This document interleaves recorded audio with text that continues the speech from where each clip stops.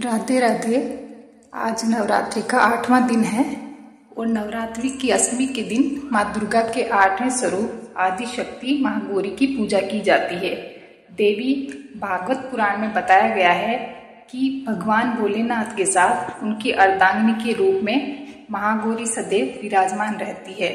महागौरी का वर्ण गौर अर्थात सफेद है और इसके वस्त्र व आभूषण भी सफेद रंग के हैं।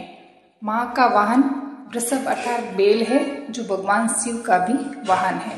माँ का दाहिना हाथ अभय मुद्रा में है और नीचे वाले हाथ में दुर्गा शक्ति का प्रतीक त्रिशूल है। महागौरी के ऊपर वाले हाथ में भोलेनाथ का प्रतीक डमरू है। डमरू धारण करने के कारण माँ को शिव के नाम से भी जाना जाता है।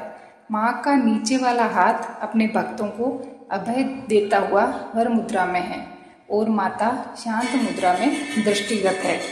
पौराणिक कथा के अनुसार पर्वतराज हिमालय के घर जन्म लेने के बाद माँ पार्वती ने पति रूप में भोलेनाथ को प्राप्त करने के लिए कठोर तप किया। तपस्या करते समय माता हजारों वर्षों तक निराहार रही, जिसके कारण माता का शरीर काला पड़ गया।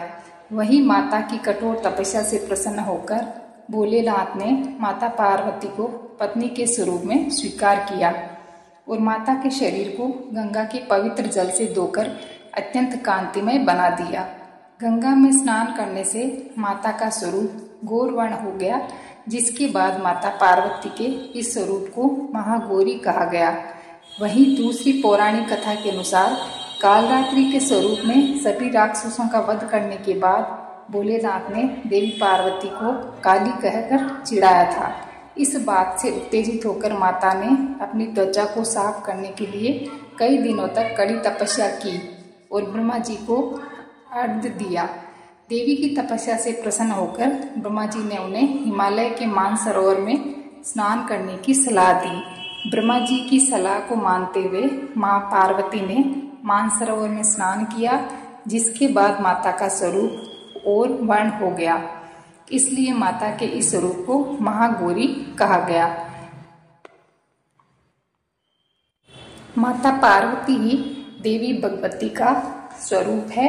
देवी भागवत पुराण के अनुसार महागौरी की पूजा मात्र से भक्तों के सभी पाप धुल जाते हैं और व्यक्ति अक्षम्य पुण्य का अधिकारी हो जाता है।